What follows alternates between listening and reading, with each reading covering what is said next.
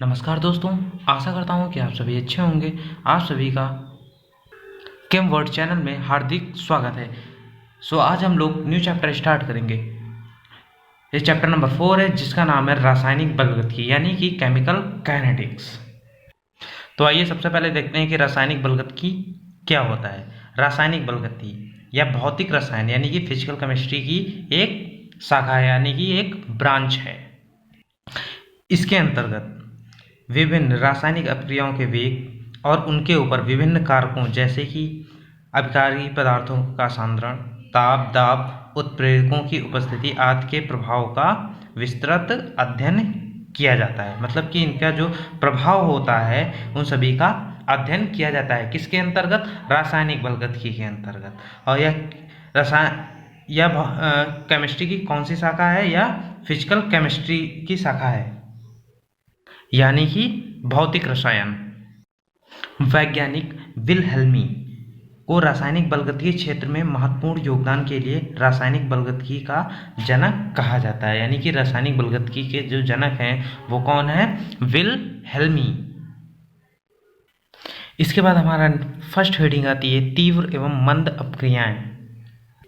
अब यहाँ पर हम लोग देखते हैं कि तीव्र अपक्रियाएं क्या होती हैं। कुछ रासायनिक अपक्रियाओं का वेग कुछ रासायनिक अपक्रियाओं का वेग इतना तीव्र होता है कि वे इंस्टेंटेनियसली मतलब तत्क्षण अर्थात 10⁻³ सेकेंड में ही हो जाती हैं। ऐसी अपक्रियाएं तीव्र अपक्रियाएं कहलाती हैं यानी कि फास्ट रिएक्शंस कहलाती हैं।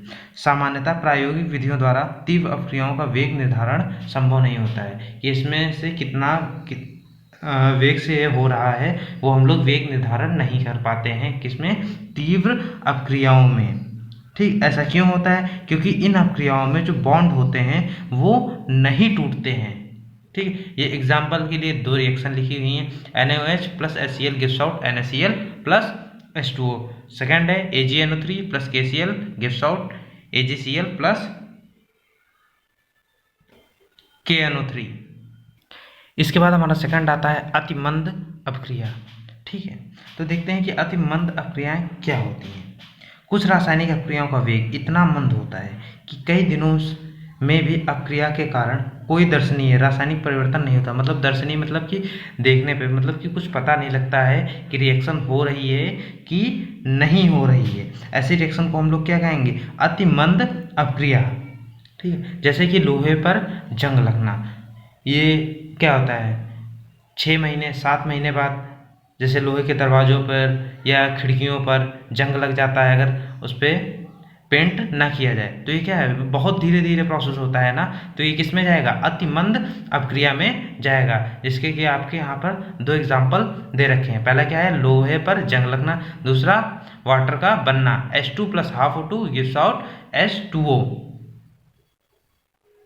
तो इन अपक्रियाओं में भी आप अपक्रिया का वेग निर्धारण नहीं कर सकते हैं कि मतलब कि रेट ऑफ रिएक्शन क्या है, किसी भी अपक्रिया का वो किस वेग से हो रही है वो भी आप नहीं पता कर सकते हैं, क्योंकि ये इतनी धीरे है और वो इतनी तेज है तीव्र अपक्रिया में। इसके बाद हमारा थर्ड आता है मंद अपक्रियाएं। देखिए, ये ऐसी अपक्रिया होती है ना कि ये ज़्यादा तीव्र होती हैं और ना ही ये बहुत ही मंद यानी कि बहुत ही धीरे होती हैं। तो इन दोनों के जो बीच में अपक्रिया आती है वो होती है क्या? आपकी मंद अपक्रिया। इसका एक एग्जाम्पल है NH4NO2। ठीक है, किस में ब्रेक हो रहा है? N2 प्लस H2O में। और यहाँ पर बी एग्जाम्पल बी दे रखा है 2H2S। ठीक है, तो ये किस में? 2H2 प्लस 2S में ब्रेक हो रहा है। तो ये कौन सी अपक्रिया है? ये हमारी मंद अपक्रिया है जिसका हम लोग रेट ऑफ रिएक्शन पता कर सकते हैं। मतलब किस वेग से अपक्रिया हो रही है ये हम लोग पता कर सकते हैं। तो ये थी हमारी तीव्र एवं मंद अपक्रियाएं।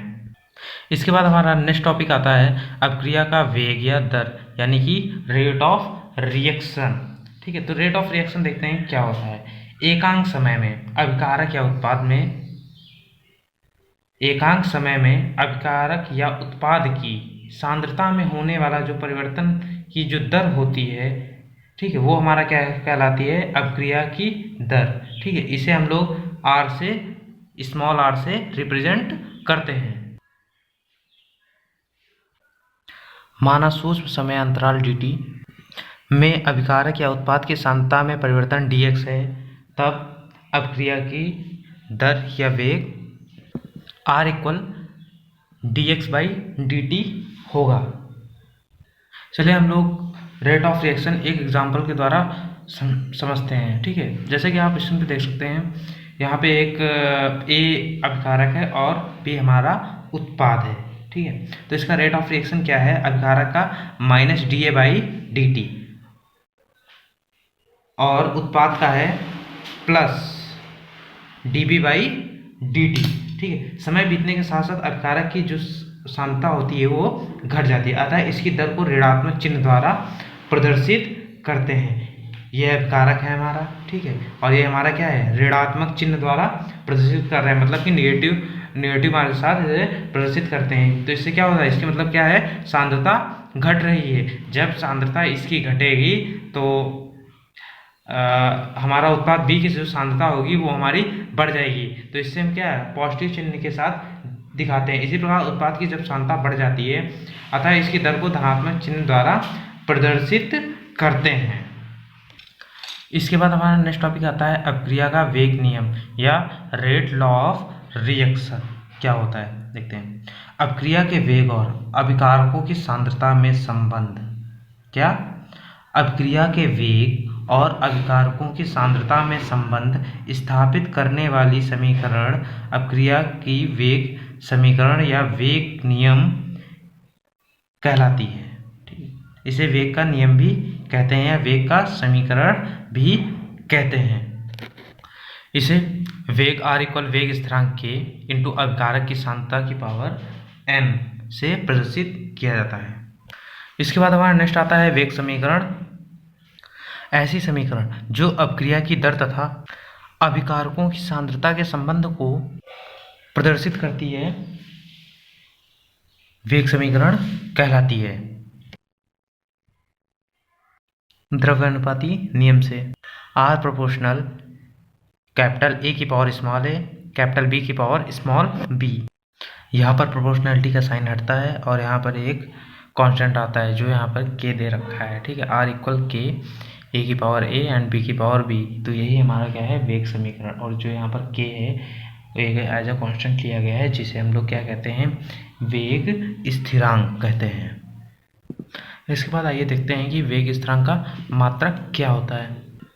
वेग स्थिरांक, जो वेग स्थिरांक होता है, इसकी जो इकाई होती है अपक्रिया की कोटि पर निर्भर करती है, यानी कि इसकी जो पावर पर निर्भर करती है।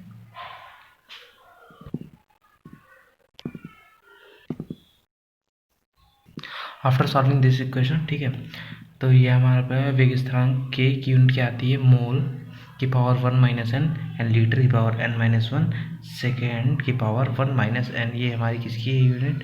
ये हमारी वेग स्थिरांक के की यूनिट है। इसके बाद हमारा नेक्स्ट टॉपिक आता है ताप गुणांक।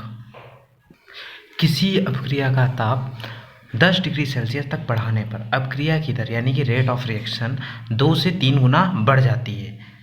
ठीक है, तो इसी को हम लोग क्या कहेंगे? यही हमारा ताप गुणांक कहलाएगा।